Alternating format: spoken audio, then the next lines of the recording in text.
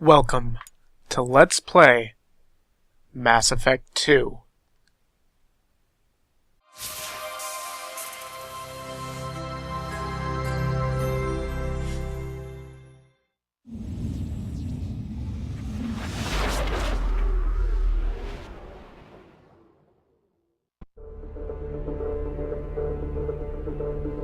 Guys, I have been playing this game so much recently. I started, I think, 2 or 3 different campaigns in this just to see the different options that are available to us. Mass Effect 2 is... some people say it's the best game in the series. I'm gonna save that for Mass Effect 3. But it's still pretty dang good. Let's begin.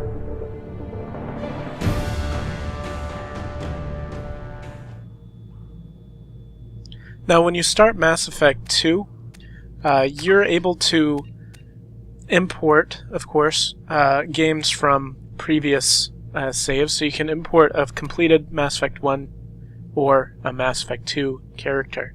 I'm going to import my Femshep from Mass Effect 1, of course. Alright. His name was JB. We have level 49. I believe that the level pretty much gets wiped out completely, but a lot of stuff does get transferred over, and it's very important to have everything imported. You've got all your side quests, all of your choices, such as Virmire. Everything is imported. So you're going to see a massive difference from here on out between how I played with Femshep as to how I played with Femshep. So let's take a look.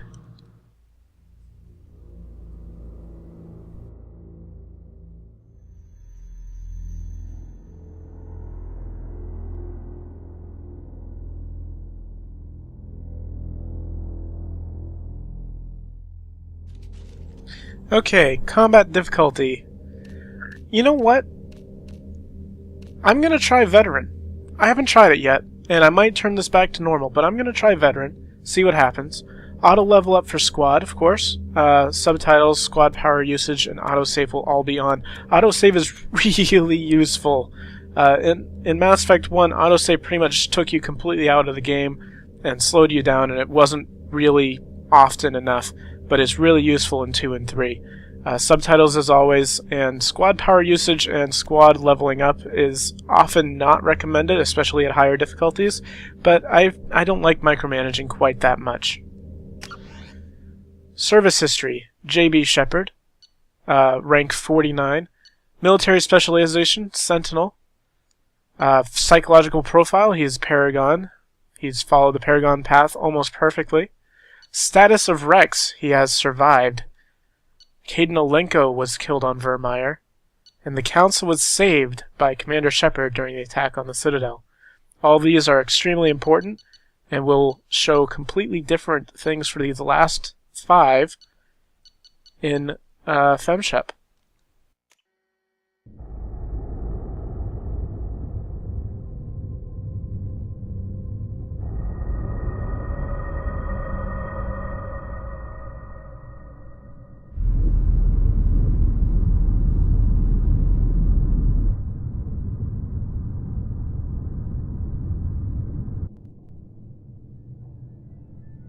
Shepard did everything right, more than we could have hoped for. Saving the Citadel, even saving the Council, humanity has the trust of the entire galaxy. And still, it's not enough. Our sacrifices have earned the Council's gratitude, but Shepard remains our best hope. But they're sending him to fight Geth. Geth. We both know they're not the real threat. The Reapers are still out there. And it's up to us to stop them.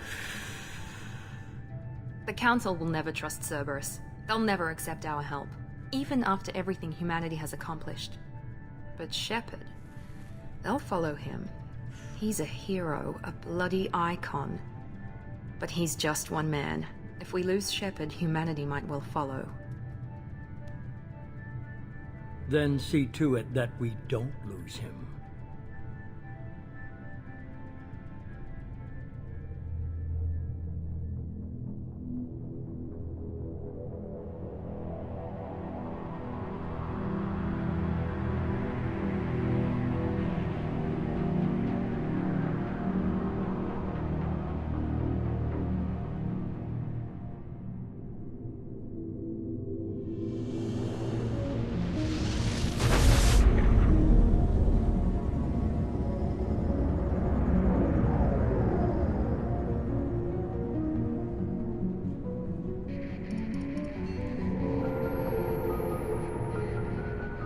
Disengaging FTL drives. Emission sinks active. Board is green. We are running silent. We're wasting our time. 4 days searching up and down this sector, and we haven't found any sign of Geth activity. 3 ships went missing here in the past month. Something happened to them. My money's on slavers. The Terminus system is crawling with them. Picking up something on the long-range scanner. Unidentified vessel. Looks like a cruiser. Doesn't match any known signatures. Cruiser is changing course. Now on intercept trajectory. Can't be. Stealth systems are engaged.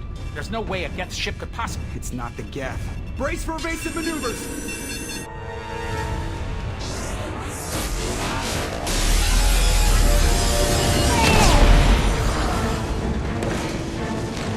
Presley!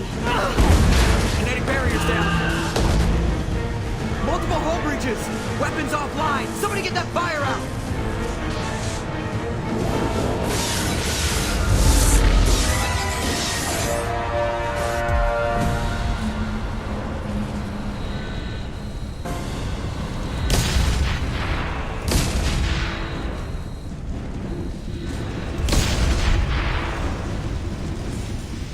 Shepard!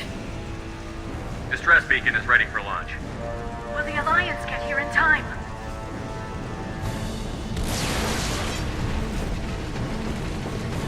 The Alliance won't abandon us.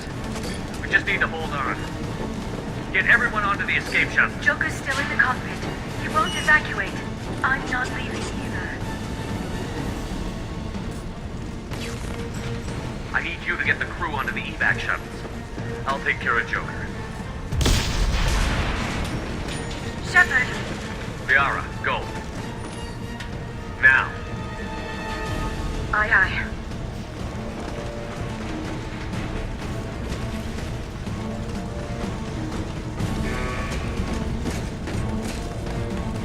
Everybody in! Go, go, go!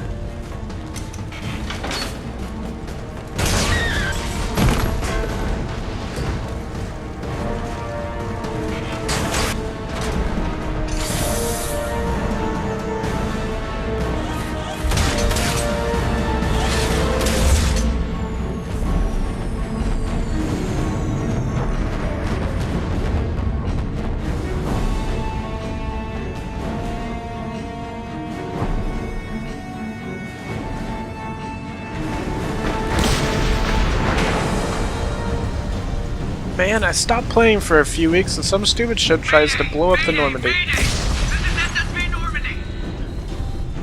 That's not good. We've suffered heavy damage from an unknown enemy. I'm gonna have to go find Joker. Hold together. Hold together. Welp. This doesn't look good.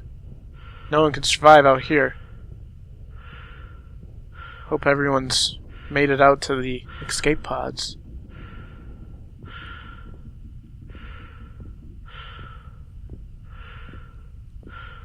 Man, it's gonna take a little while to patch that up. Joker? Come on, Joker. We have to get out of here. No, I won't abandon the Normandy. I can still save her. The Normandy's lost. Going down with the ship won't change that. Yeah, okay. Help me up. They're coming around for another attack.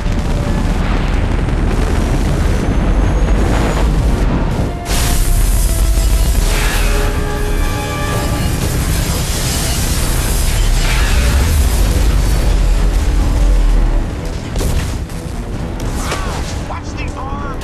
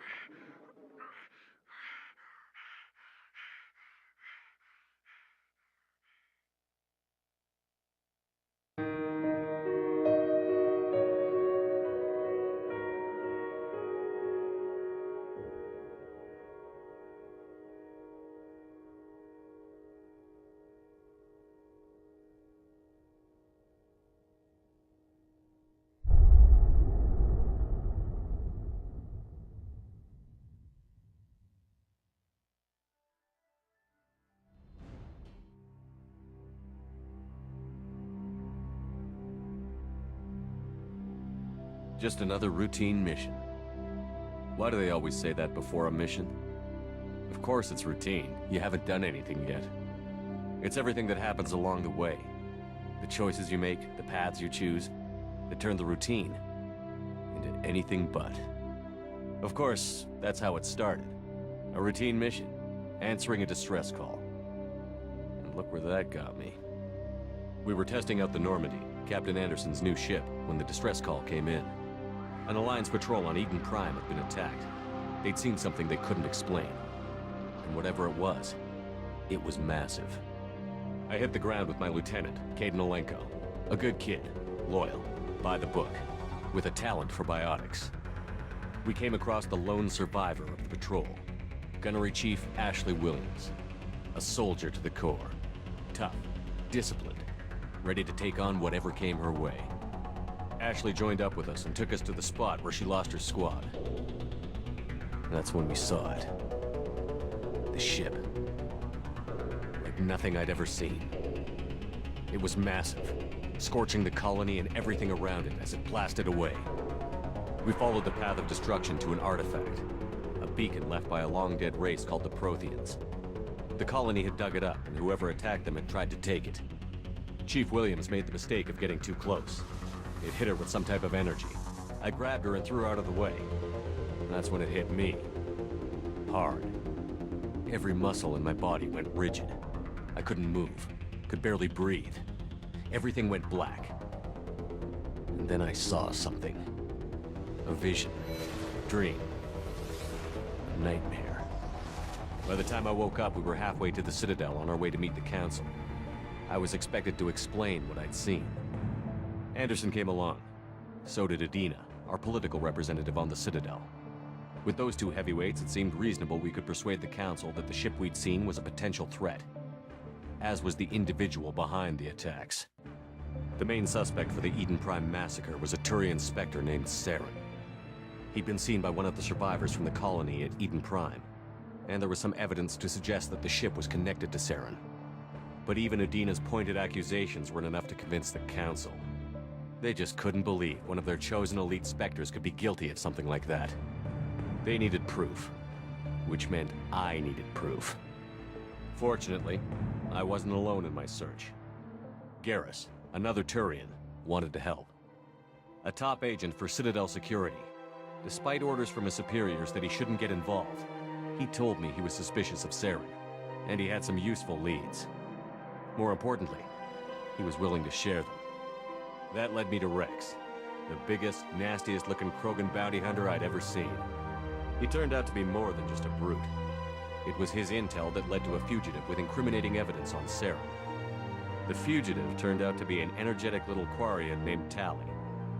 A tech expert with a knack for hacking, she'd procured some information on Saren. Evidence that proved Saren was dirty. Tali's evidence proved that Saren was responsible for the massacre on Eden Prime, and that the immense warship we'd spotted was in fact Saren's flagship. But it went much further. Saren was trying to find a way to bring back a race of sentient machines from dark space. Machines allegedly responsible for cleansing the galaxy of all organic life. These Reapers were blamed for wiping out all life 50,000 years ago, including the Protheans, then disappearing back through the mass relays to dark space, leaving no trace they'd ever been. That explained why Saren was after the beacon, and it made some sense out of my visions. But not much else. We couldn't convince the Council that the Reapers were a threat, but they agreed Saren had to be stopped. They stripped him of his Spectre status and gave me the honor of becoming the first human Spectre. My first task? Bring down Saren. Anderson decided to stay behind, giving up his ship, the Normandy. He told me I would need it more than he would. He also pointed me in a direction. Liara, a Prothean expert, adept in biotics, and maybe most importantly, daughter of Benezia, Saren's top lieutenant. And like most Asari, as beautiful as she is intelligent, and born with a unique ability to meld with other species. Liara was able to help me decipher some of the vision the beacon had given me. Nothing concrete, but it gave me some clues. And a new appreciation for the Asari. Her technique for accessing my vision was unexpected, but not at all unpleasant. Ashley was a little concerned about the connection I shared with Liara. As commander, I knew either relationship had the potential to interfere with the mission. I told Ash I wasn't interested in Liara. I had my eyes on someone else.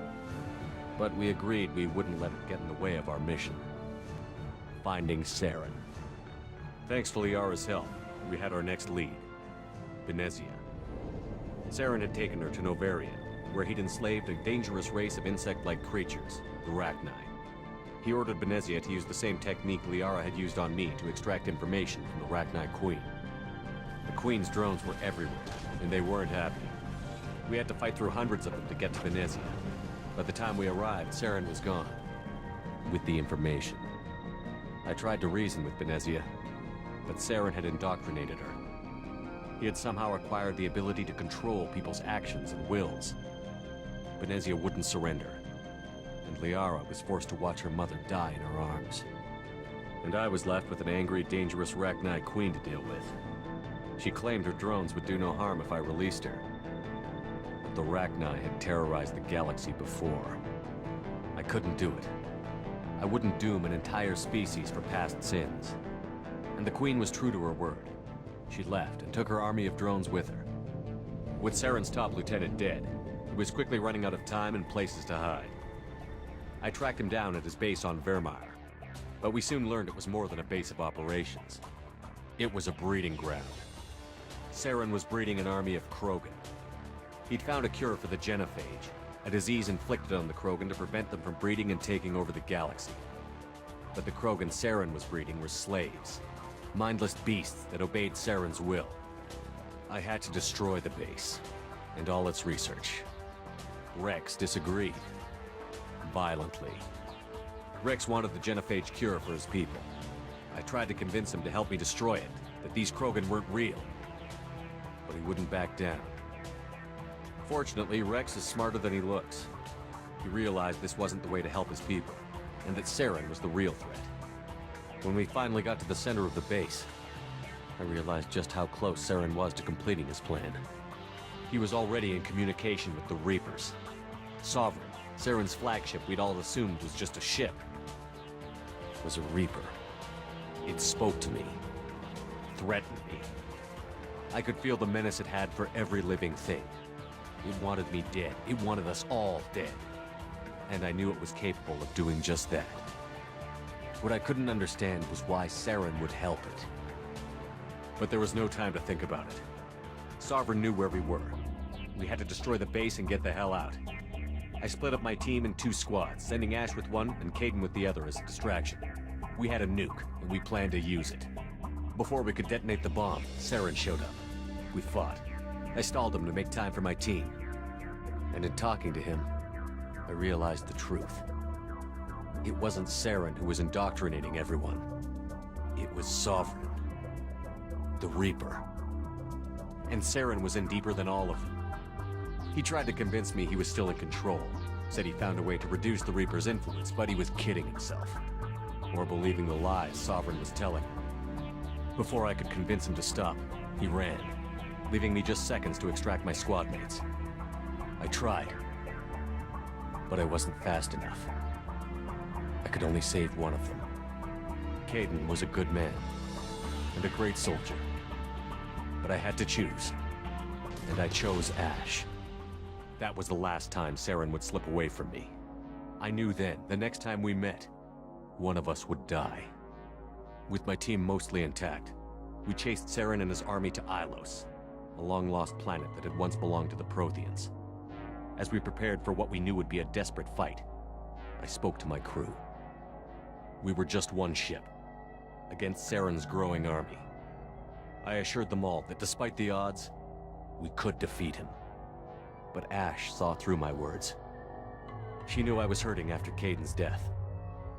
She could sense my doubts. We both knew this mission could be our last. Until that moment, we'd put our feelings aside for the sake of that mission. But why wait? We gave in to each other, and it was perfect.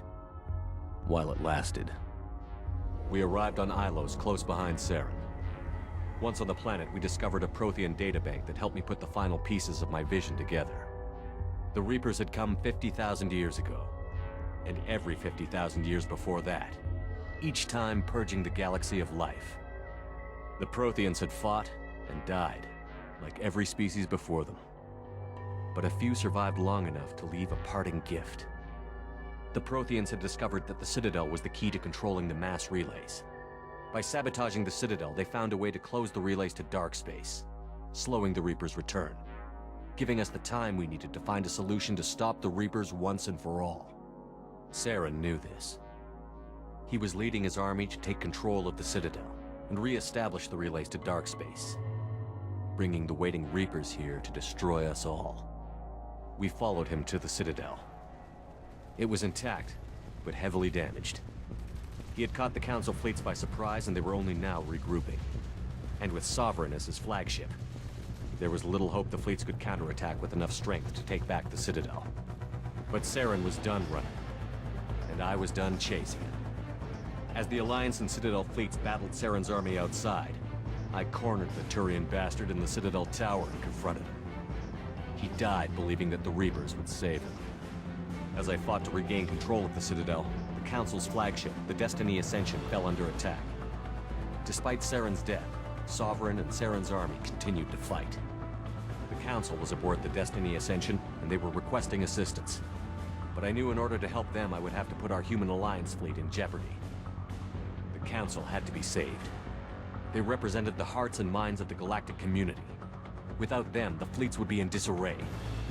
Even with the Citadel back in my control, Saren defeated, and the Normandy leading the combined galactic fleet, the battle against Sovereign, a single Reaper, was relentless. It took the combined fleets of humanity and the other races, but in the end, Sovereign fell. But the costs were immense. While humanity's efforts in the war earned us our first seat on the Council, it was a hollow victory. The Reapers were still out there.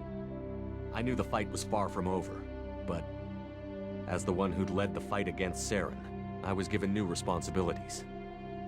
The choice of humanity's first counselor was left for me to decide. On the one hand, Udina, the lifetime politician.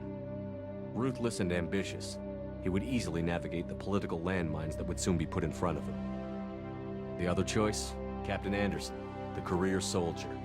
Tough but fair, but a friend, and someone I could trust. Both great leaders in their own right. Anderson didn't want the job, which was a sure sign he'd be perfect for it. No ambition to get in the way. The war was over. The threat had passed. In time, the Council would rebuild itself. The Citadel could be repaired. Even the pain of lost friends would fade.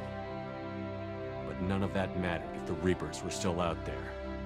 And if they were all as powerful as Sovereign, we had to find a way to stop them. I had to find a way.